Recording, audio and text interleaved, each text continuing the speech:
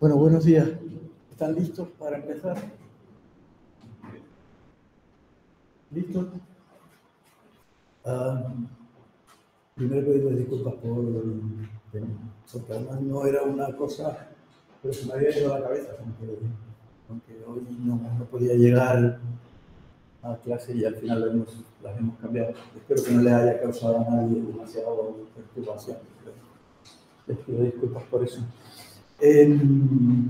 ¿Dudas? ¿Preguntas? ¿Cómo lleva la práctica? Vale, porque mañana ya empezamos. ¿Cómo gestiona cuando está leyendo el pase de la entrada, los cambios de línea para que siga leyendo una sola? No del todo, es decir, tu pregunta es ¿cómo gestionas que el parser vaya leyendo los números de línea? Los números de línea, las líneas. O sea, por ejemplo, si tú tienes 4 menos 1 menos 1, ¿sí? En una sola línea lo tiene que leer, pero si además divides son varias líneas, también lo tiene que leer. La respuesta es el parser no lee líneas. El parser nunca ve una línea. ¿Lo sabían? ¿Qué ve el parser? Tokens. Correcto. Y en los tokens ya no hay líneas.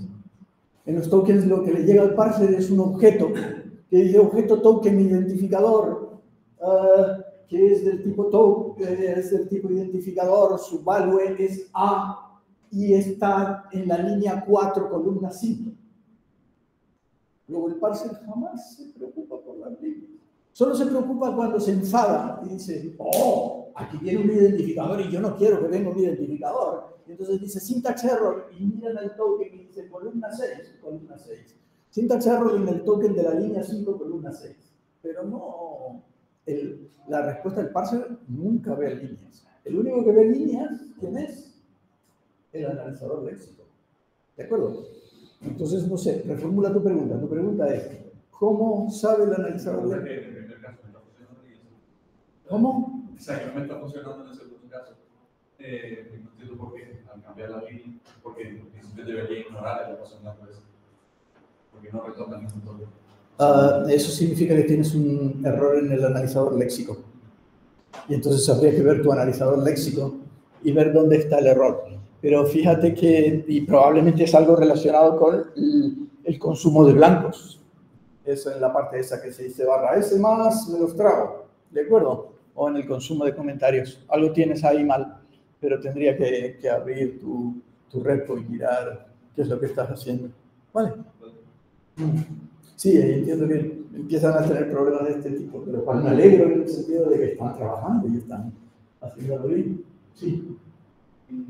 Ayer, bueno, en la página que genera el árbol sintáctico, ¿cómo se llama? La ST.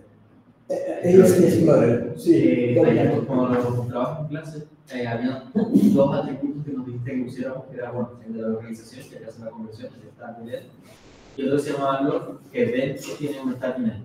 Sí. Ayer, cuando entré a la página, por defecto, no lo ves.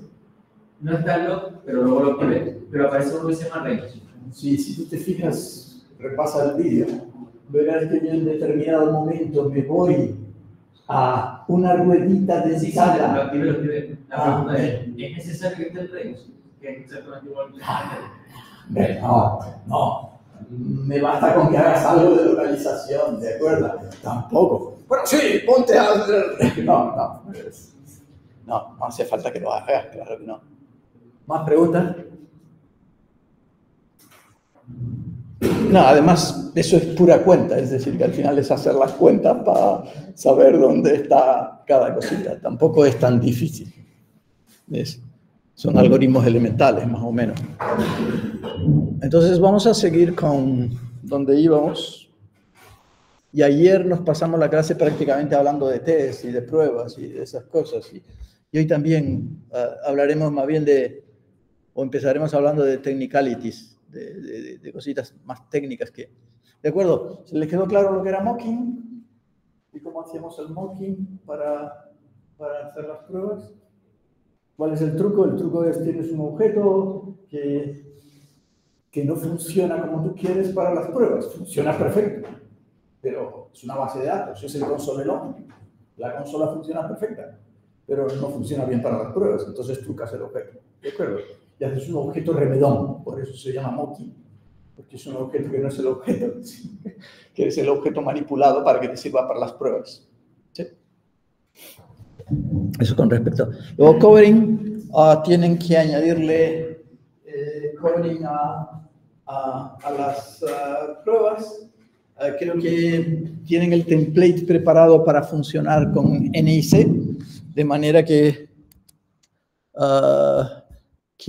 si no me voy aquí, estos son los apuntes, ¿dónde está la solución? Aquí vamos a hacerla un poco más, eso es, un poco más grande. Vale, y aquí tenemos el package.json, y en el package.json, ven, hemos puesto una tarea, un script, NIC, que llama NIC npm test. Eso ya te va a producir el covering, y por supuesto, como están las dependencias, se debe de haber instalado ya. O sea que si tú haces un npm run code, esto te va a... no se llama code. ¿Dónde estoy? pwd. Practice. Que no estoy, perdón. No sé por qué. Sí, porque antes estaba con los alumnos hablando de algo y cambié de carpeta. No estaba en la carpeta que yo quería. Y ahora la terminal me tarda 2 siglos en abrirse. Pero digamos que si tú corres el npm run code, te va a producir unos resultados de covering como los que aparecen en la página, y te va a crear una carpeta, que se llama docs, con todo el informe del covering, ¿de acuerdo? Una página web, etcétera. Tú puedes, como en este caso, ven, en el NIC, puedes hacer cosas como decir, lo quiero en HTML, etcétera, etcétera. Menos report dirks igual a docs, menos x igual, ¿de acuerdo? Entonces, a ver si la terminal todavía no se ha abierto.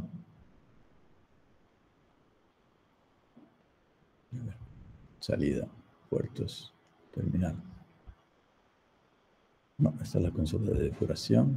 Vamos a usarla. ¿Qué pasa? Se ha quedado tieso. Bueno. Ahora, por fin.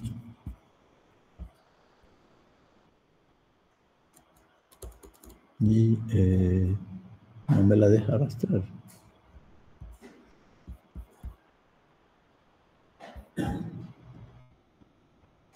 Ahora, por fin da señales de vida. Y no sé por qué estoy en la rama. Vale, porque si yo hago npm run report, ¿de acuerdo? Pues generará el informe y como le estamos diciendo, HTML, la carpeta en la que tiene que dejarlo, template, etcétera, etcétera. Vale. Y ese fichero de docs, pues esa carpeta de docs tiene los HTMLs con el informe del tal. Que los puedo abrir localmente, pero que además de abrirlos localmente, una costumbre que yo no sé si se pide para esta práctica, pero que si no se pedirá para la siguiente, o sea que es tal, es que cuando tengas el repo lo publiques en GitHub Pages. ¿Han usado GitHub Pages alguna vez? Vamos a abrir el repo, GHBrowser. ¿De acuerdo? GHBrowser. GH, como saben, es la GitHub CLI, y eso te abre el repo. Y entonces... añadan docs al control de versiones, de manera que la carpeta docs aparezca, la carpeta generada por el covering aparezca en el control de versiones, y en ese docs, claro, el covering les ha generado un fichero index.html que contiene el informe del doc. Y entonces lo que tienen que hacer para eso es simplemente se van a settings, en settings del repo se van a pages, ¿de acuerdo? Tienen acceso a los settings del repo, y en pages dicen deploy from a branch, ¿vale? Lo eligen, eligen esta opción, build and deployment, deploy from a branch, y le dicen de qué rama, en el caso de ustedes es la rama main. Luego les preguntará en qué folder, en qué carpeta, y le dicen que en la carpeta docs, ¿de acuerdo? Le dan a save, y una vez que tienen hecho eso, automáticamente cada vez que hagan un push, se va a actualizar un website asociado al repo. Es decir, que uno puede siempre, eso es lo que se llama GitHub Pages. Todos los repos pueden asociar un website al repo. Con la que tú muestras lo que hace tu librería, la documentación de tu librería, etcétera, etcétera. En este caso vamos a poner el covering, ¿vale? Y entonces una vez que lo has hecho, de hecho incluso aquí te dice, mira, esta es la URL en la que está tu repo, pero eso sí, es importante para la práctica que una vez que han hecho esto y han visto cuál es la URL, ¿de acuerdo? Se van aquí donde dice la rueda dentada, ven en la rueda dentada, en la rueda dentada es la sección About del repo, y ahí pones cosas como cuál es tu website. De hecho, ni tienes que acordarte de la URL, porque GitHub te pone aquí que si cliqueas, te dices, ¿quieres usar como website el website de la GitHub Pages? Y entonces ya él pone la URL. Y esto es importante porque cuando el profesor te vaya a corregir, quiere ver, o cuando yo miro un repo de ustedes, quiero ver la web inmediatamente. ¿De acuerdo? Y para que la web salga al ladito del repo, ¿sí? Tienen que irse a la sección About y ponerlo. Porque si no, tengo que leerme el Real Día, ¿no? Al final del Real Día hay una sección en la que dice, está desplegado el covering acá. Entonces, aquí también pueden poner tags de tópicos como de qué va a mí este repo, el command line, etcétera, etcétera. Y si incluyen releases, paquetes, deployments, etcétera. Vale. O sea que una vez que tienen esto, lo que tiene de bueno esto es que estás aquí al lado, cliqueas y ya eso te lleva al informe del y puedes ver, dices, mira, pues parece, las que están en verde son cubiertas, las que están en rojo es que no están cubiertas. Por ejemplo, si nos vamos a Transpile, ¿de acuerdo? Vemos que aquí hay cosas en verdes, pero este console log no ha sido cubierto. Se entiende lo que es cubierto, ¿no? Y se entiende lo que es un análisis de cubrimiento. Todo el mundo lo sabe. Cubierto significa, hay un test que ejecutas al línea. Uno de tus tests ejecutas al línea. Entonces se dice, está cubierto y sale en verde. Si está en rosa o en rojo, significa, ese test no ha sido cubierto. Pero esa línea no ha sido cubierta. No hay ningún test en toda tu suite de test, en todos los programas de prueba que hayas escrito, que ejecute esa línea.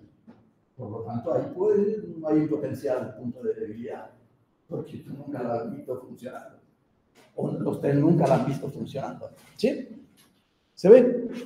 Y eso es lo que significa. O sea que ya nada más que viendo los verdes, rojos y amarillos, hay amarillos también, entonces uno sabe más o menos cómo va la cosa. No es que los testes garanticen que todo va bien, pero algo es algo. ¿Dónde estoy? No sé ni dónde estoy. Y esto con respecto al cubrimiento. Controlling the behavior of tests with .m, eso lo vimos ayer, ¿se acuerdan? ¿Cómo podías decir esto se ejecuta, esto no se ejecuta, estas pruebas se ejecutan, estas pruebas no se ejecutan, o quiero cambiar las pruebas? Vale. Luego, otra cosa de las que quería hablarles es, también un poco para la próxima práctica, es sobre la publicación del trabajo del proyecto como módulo, ¿vale?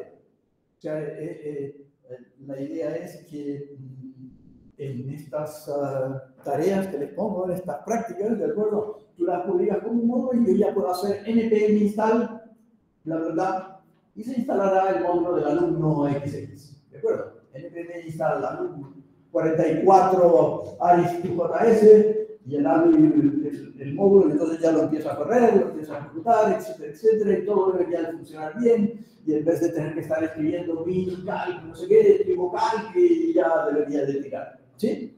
Y así además tienen la primera experiencia de publicar un módulo. Para publicar un módulo se usa un concepto que ya habíamos hablado de él en alguna otra clase, que es el concepto de registry. ¿Se acuerdan de qué era un registry? ¿Sí? ¿No?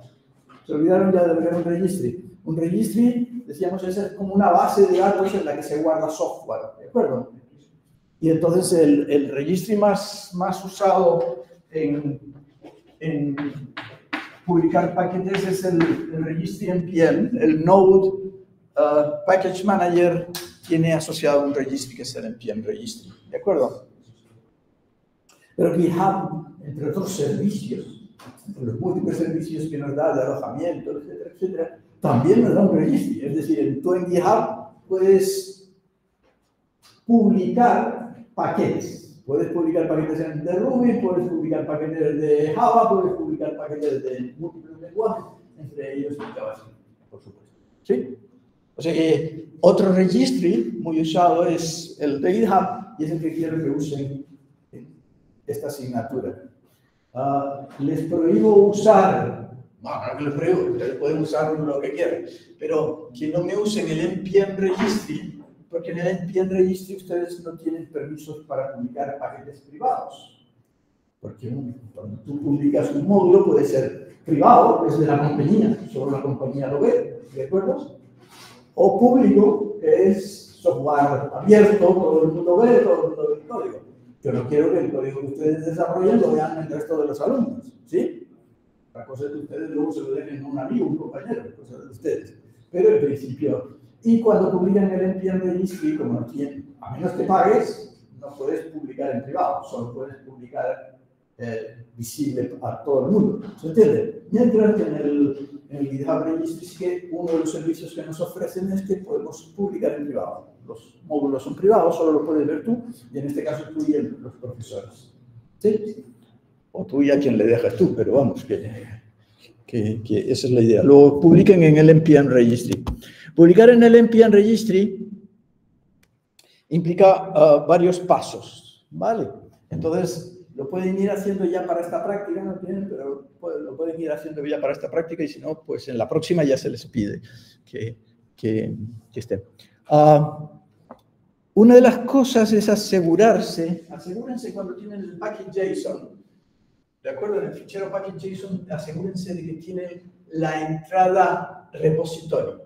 La entrada repositorio tiene que estar en el package JSON para que quede bien publicado. Lleva un protocolo de publicación. Y para que quede bien publicado, esta es una entrada que describe cuál es el repositorio del paquete. ¿Sí?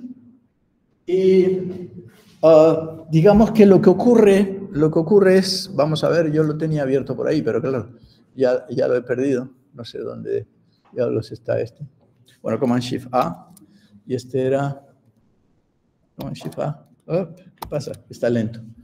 Aries. Tú. Es esta pestaña. Tanta pestaña que no me aclaro. Pero digamos,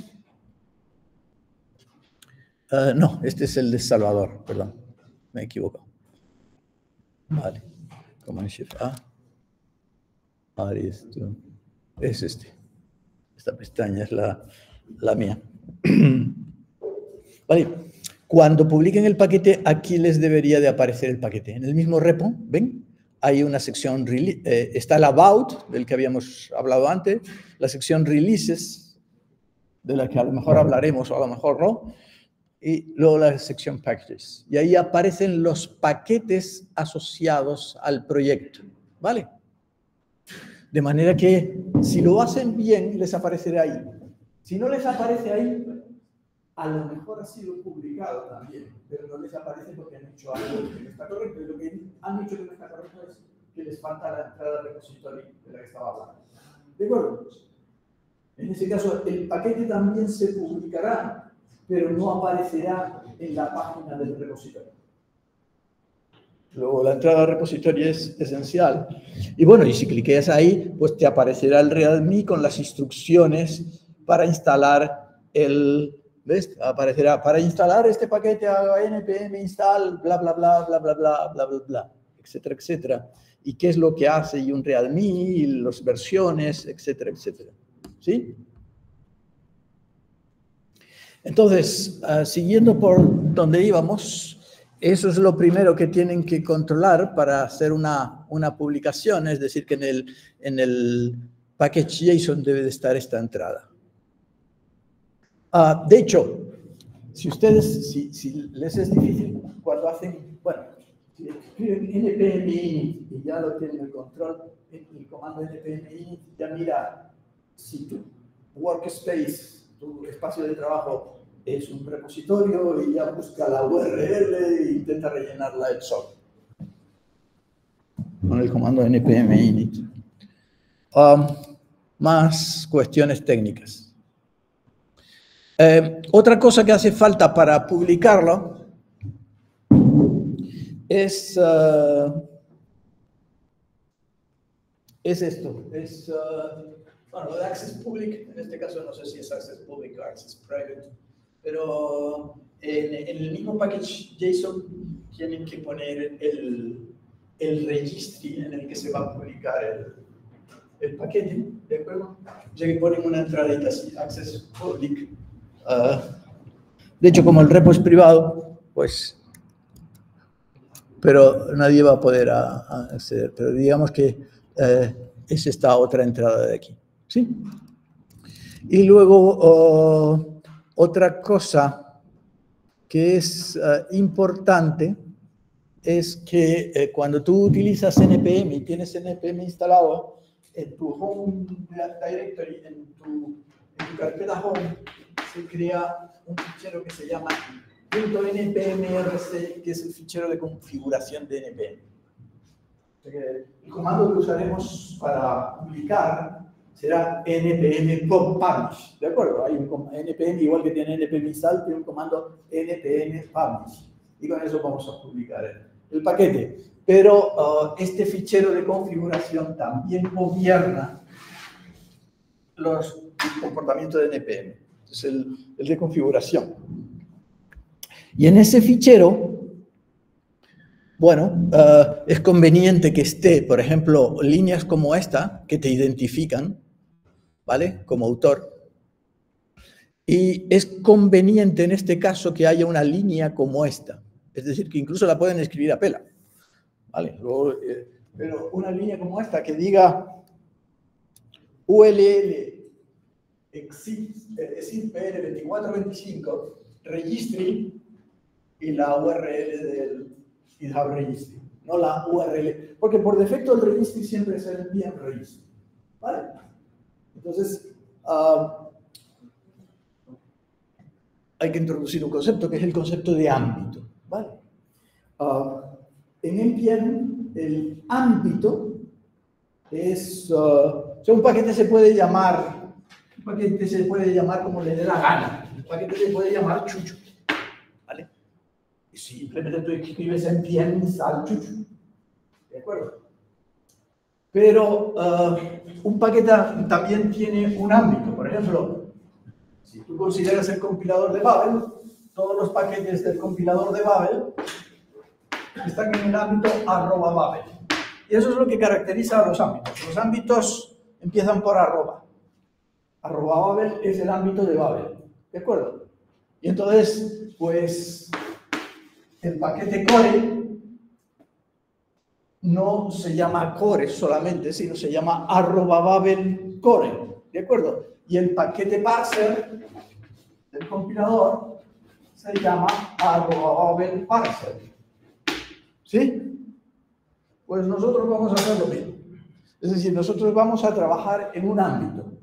Y todas las prácticas van a estar en el ámbito ULL, SIT, TL 2425. ¿Sí? Pero todos los paquetes ustedes los van a publicar en ese ámbito. ¿Sí? O sea que cuando hagas la práctica arith2js, tu paquete se va a llamar @ull_exit_pl, va a tener un nombre muy desagradable porque es muy largo, 2425, y luego el nombre de tu práctica. ¿De acuerdo? Si es arith2js, encima después de arith2js vendrá el nombre del área. ¿Sí? O sea que hay que escribir en install, pero compruebe que les funciona. Y esto es un ámbito. Y para publicar un paquete en un ámbito, en el fichero de configuración, de NPM, ya lo he borrado, tiene que haber una línea como esta, que dice, para este ámbito, el registro va a ser siempre el de GitHub. Luego, asegúrense de poner esa línea del npm-rc. ¿De acuerdo? El ámbito será siempre el de GitHub. Porque si no, se van a tirar y lo mismo acaban publicándolo en el npm registry. Si se equivocan. De manera que, bueno, eso aquí les he dejado un enlace en los mismos apuntes a la sección configura npm. Por ejemplo, esta es una forma de escribir el autor, el email y la URL del autor. Se puede poner con npm set y no tienes que editar el fichero. También puedes poner el fichero y escribirlo bien. Eso sí, no te equivoques en la línea. ¿De acuerdo? O aquí tienen una idea les explico lo que son los scopes, lo que es el GitHub Registry, y esto de setting a token lo veremos luego. Vámonos otra vez a la práctica. Estábamos aquí. Estamos en Publishing Module de GitHub. Vale, entonces tienen que hacer esto. Y luego pasas a publicar. ¿Cómo publicas? Pues ya lo dije antes. El comando es npm publish. Ya está. Tú escribes npm publish. Vale. Voy a hacerlo. Voy a publicar. Voy a publicar en el de la solución, que tiene ya más o menos estas cositas hechas. He escrito aquí unos scripts para simplificarles el proceso de publicación, y ahora iré sobre esos scripts. Lo primero es que si yo hago npm publish, va a fallar. Voy a hacer un npm publish. De acuerdo, en este caso, voy a hacerlo esto un poco más grande, para que se vea.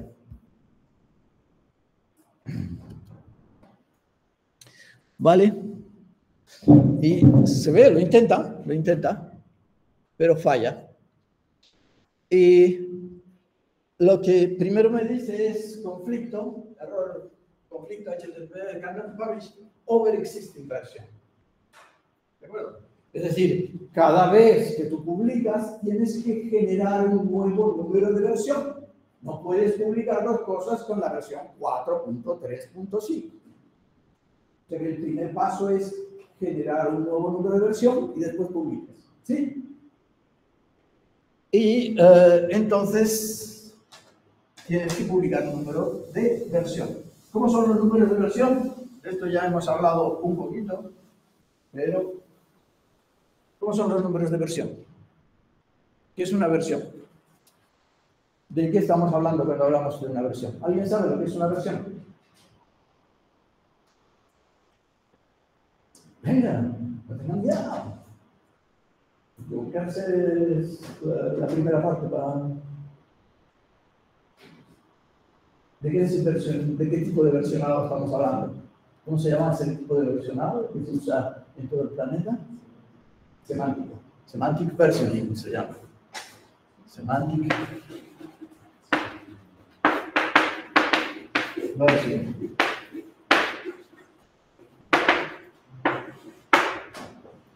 ¿Cómo se da una versión en semantic versioning? ¿Qué hay que dar? ¿Sí? ¿Alguien? ¿Cuántos? Tres números, que se separan por un punto, ¿verdad? Sí. Hay un primer número, un segundo punto, un número y un tercer punto separados. El primer número tiene un nombre. ¿Saben cómo es el nombre del primer número? ¿Eh? No. Mayor. Muy bien. El primer número se llama el mayor. Si yo les digo el mayor, ¿qué es el mayor en 4.2.1? El mayor es 4. ¿De acuerdo? ¿Cómo se llama el siguiente? El que está en el centro. El minor. Muy bien. Y el tercero, el patch. O sea que si yo digo patch, si yo digo 4.3.1, ¿qué significa eso? Que el patch es 1, el minor es 3 y el mayor es 4. ¿De acuerdo? ¿Y cómo se cambia un número de versión? Se puede cambiar como uno le dé la gana. Dice, ay, estoy en la 4.3.1, ahora me voy a la 8.2.9. ¿Cómo se cambia? Hay unas reglas, y son muy duras, muy estrictas. Y el que no las haga, corre el riesgo de acabar asesinado. ¿En serio? Ahora les cuento por qué. Pero puede ser peligroso para sus vidas no usar bien los números de semantic version. Claro, el tipo de cambios, los cambios que hayas hecho, son un contrato que se refleja en el número. Y tienes que cumplir el contrato. El contrato es, si la nueva versión es incompatible con el pasado, tienes que cambiar el mayor. ¿Por qué? Porque eso ya avisa. Tú imagínate, tú eres un tipo fabuloso, eres un gran programador, eres una gran programadora. Entonces, tienes ese compilador que has hecho, que está tan guapo, y lo está usando todo el mundo. Hasta Elon Musk creo que lo está usando. ¿Vale? Y entonces, en la compañía de Elon Musk usan tu compilador, usan tu parser o lo que hayas hecho. ¿Sí? Y entonces tú haces cambios para mejorarlo, pero cuando haces los cambios introduces una incompatibilidad con el pasado. ¿Qué tendrías que cambiar? El mayor. Si era la 4, tendrías que poner en el mayor la 5. Pero te olvidaste y cambiaste solamente el minor. ¿Se ve? Ahora, ¿qué le pasa? ¿Qué pasa como consecuencia de eso? Tú vas, publicas y se publica la nueva versión con el minor. ¿Y qué pasa en la compañía de Elon Musk? Dicen, ha cambiado el minor. El minor significa que es compatible con el pasado. Vamos a instalarlo, chicos. Lo instalan porque vieron que el cambio fue en el minor, no en el mayor. De hecho, es automático, prácticamente. El software, cuando tú haces el npm install, mira el minor, el mayor y el patch. Y dice, este se puede instalar porque me han dicho que se puede instalar porque es solo un cambio en el minor. Pero este no es un cambio en el mayor, no me atrevo a instalar. ¿Sí? Es incluso automático. Le va a pasar a la empresa de Elon Musk de una forma automática. Pero ahora resulta que como tu cambio tenía que haber sido con el mayor, se instaló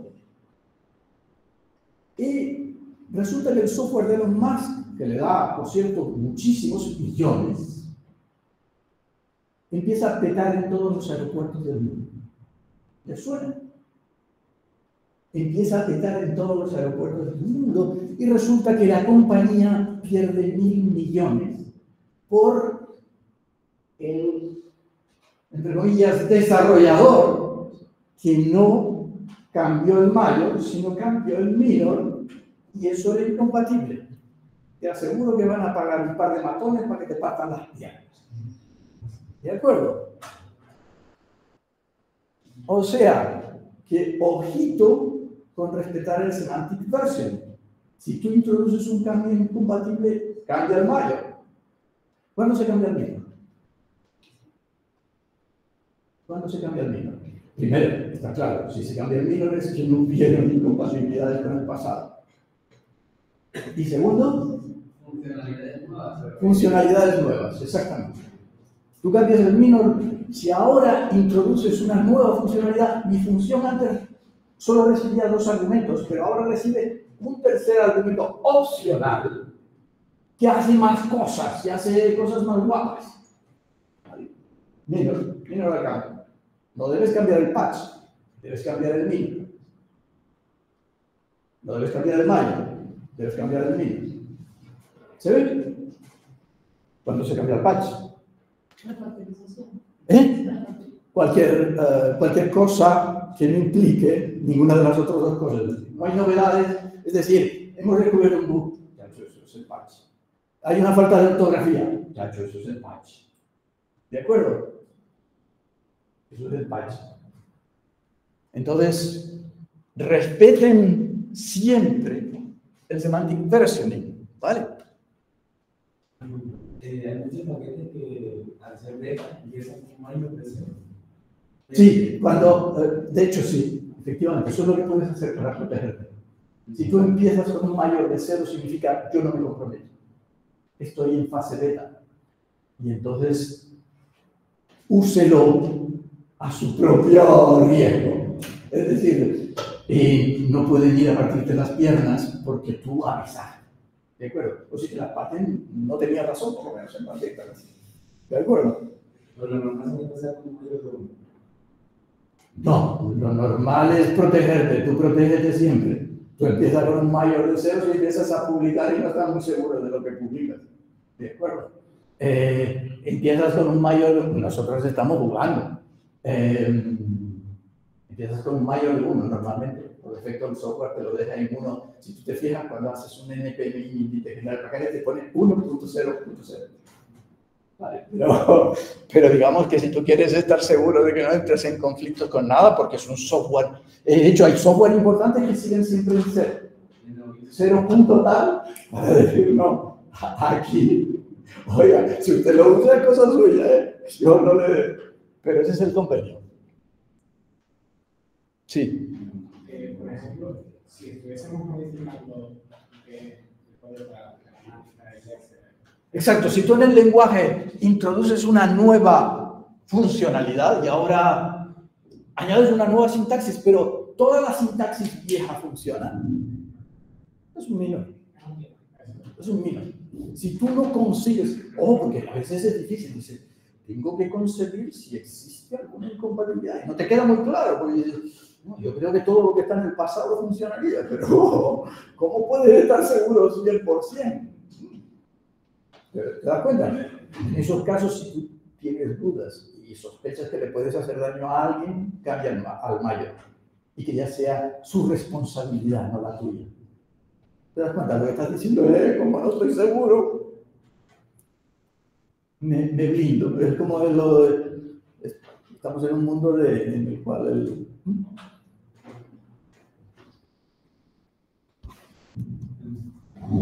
Sí. Entonces, si no cambio los 3 y los 3 anteriores siguen pasando, no la misma I. No tiene nada que ver con los test. No. Porque es verdad que dices, tienes razón en una parte, en si los test anteriores siguen pasando, parece significar que no he introducido ninguna incompatibilidad, pero eso depende de tus test. Puede que hayas introducido una incompatibilidad. Los test no prueban nada. Los test son buenos cuando fallan, porque te dicen, tienes un fallo, y ya eres consciente de que tienes un fallo. Pero que todos los test pasen no significa que tu software esté bien. Y que todos los test pasen, los anteriores, no significa que no hayas introducido una incompatibilidad con el pasado. Es verdad que tú dices, hombre, yo creo que si todo lo que tenía antes era un buen cubrimiento y tenía un tal, pues sospecho que no. Es un indicio. Sí, tienes razón, es un indicio. Es un indicio. Es un buen indicio, pero no te fíes. Vale, pues eso, recuerden respetar siempre el semantic versioning cuando publiquen.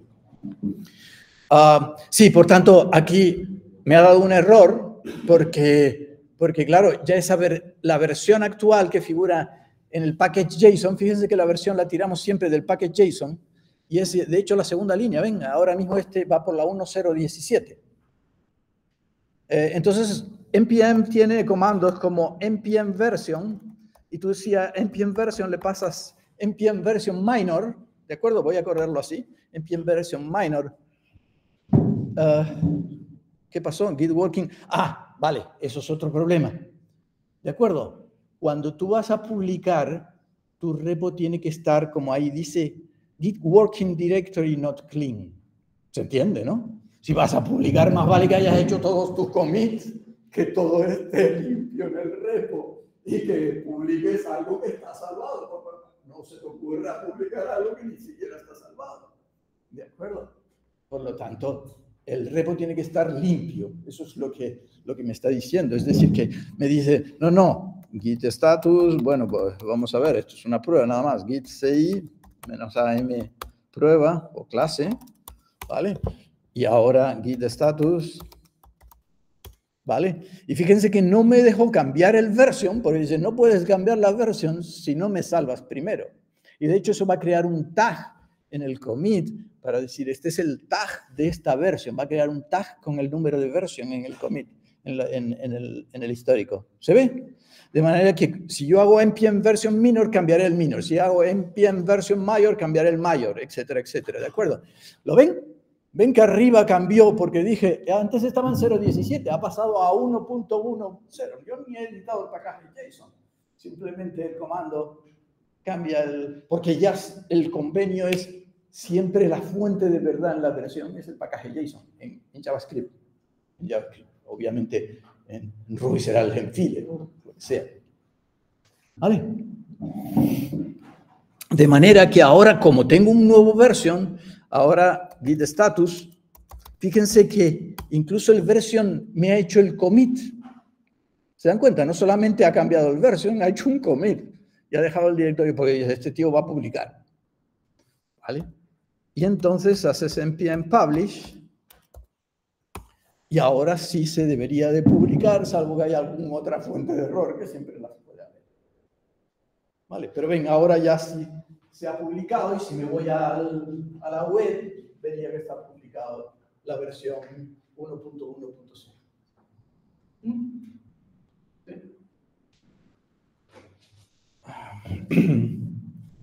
Y entonces eso lo veremos en la sección, cuando nos vamos a la web, bueno, ya no sé ni dónde tenía la pestaña con el Command Shift A. A ver, Command Shift A.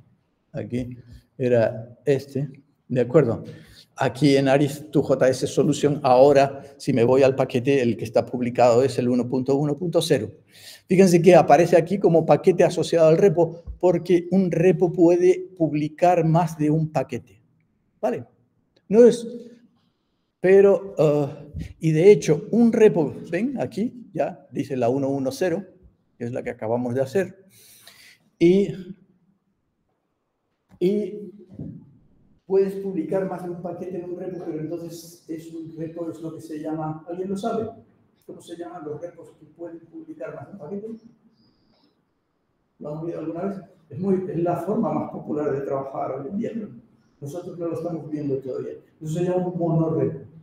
Un monorepo es un repo en el cual tienes distintos desarrollos de software relacionados. ¿De acuerdo? Y eso se llama un monorepo.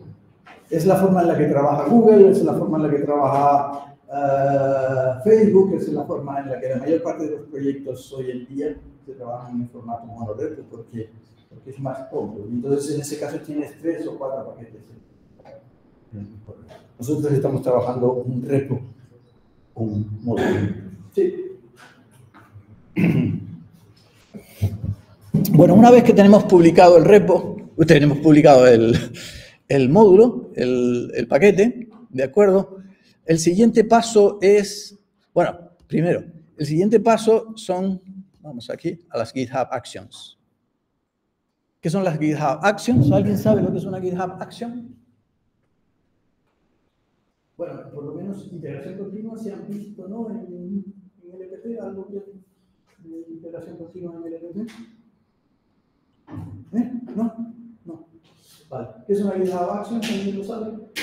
¿No les suena de nada? ¿Fico? ¿Sí? Son cosas que quieres que se ocurran cuando hagas algo con el repositorio de GitHub. Eso es. Bueno, eso en términos generales es más bien la definición del concepto de hook. Lo que he dicho es, esto es un hook. Un hook es como el enlace entre quiero que ocurra algo cuando yo hago algo. Y ese es el término general para hook. Pero las GitHub Actions son un tipo particular de hooks que ofrece GitHub. Si nos vamos al repo, maldita sea lo de esto de que estoy todo el tiempo como Shift A, aquí es este, ¿vale? Si nos vamos al repo, si ustedes se fijan en sus repos, hay una sección ahí que dice Actions, ¿vale? En sus repos hay una sección que dice Actions. ¿Y eso qué es? Bueno, vamos a cliquear para ver qué es, ¿de acuerdo? Cliqueo y esta es la vista que yo tengo de mis actions del repo. ¿Sí? En este caso he tenido suerte que sale verdito, pero a veces es verdito, naranjito, rojito. ¿De acuerdo? ¿Vale? De hecho, yo aquí tengo 3 actions. Una se llama CI, porque lo que va a hacer es que cada vez que yo haga un push, va a correr todos los tests. ¿De acuerdo? Eso se llama integración continua. Integración continua es que cada vez que hagamos un push, se van a ejecutar todos los tests. Bueno, no voy a enrollarme con tal. Esta es otra acción distinta, es cada vez que yo haga no sé qué, un create release, luego les diré cómo se hace eso. Que cada vez que haga otra cosa, en vez de un push, un create release, se publica el módulo. ¿Vale? Luego se va a publicar automáticamente el módulo cada vez que yo genere un evento create release. Y hay otra acción que fíjense que dice Pages Build and Deployment. ¿Alguien sabe qué es esa acción? Porque ya en realidad la conté. Lo que pasa es que no la conté como una acción. ¿Se acuerdan cuando antes les dije que hicieran el covering y que se fueran a la carpeta de settings y en settings pusieran pages y pusieran la rama y pusieran no sé qué? ¿Se acuerdan de eso? ¿Cómo hace GitHub la magia?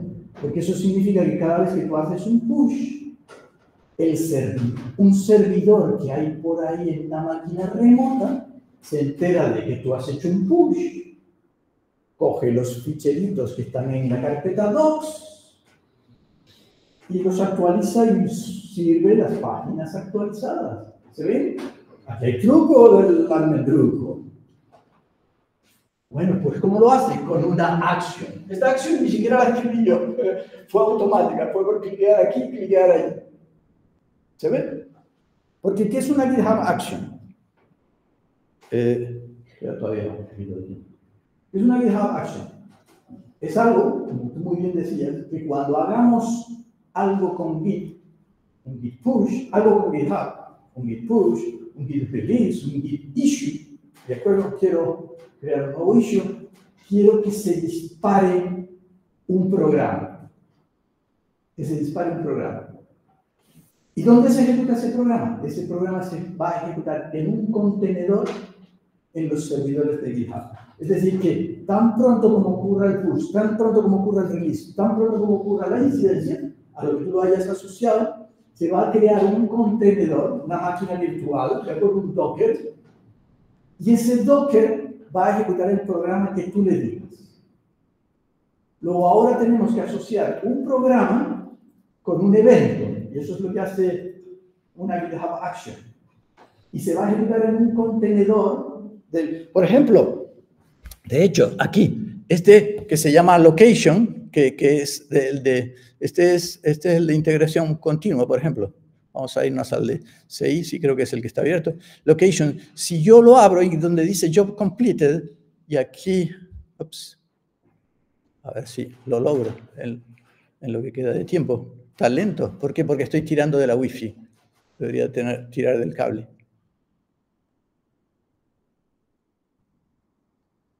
A ver, el cable está bien. Fíjense, ¿qué es lo que estoy viendo? Lo que estoy viendo es la salida por la terminal de ese contenedor. ¿Se entiende? Se ha creado un contenedor en un servidor remoto que es propiedad de GitHub y ese contenedor es lo que está ejecutando los tests o publicando el módulo o enviando tweets en mi nombre. ¿Se ve? Y yo puedo observar lo que está ocurriendo en ese contenedor. Y lo veo en la página de Actions. ¿De acuerdo? ¿Había alguna pregunta?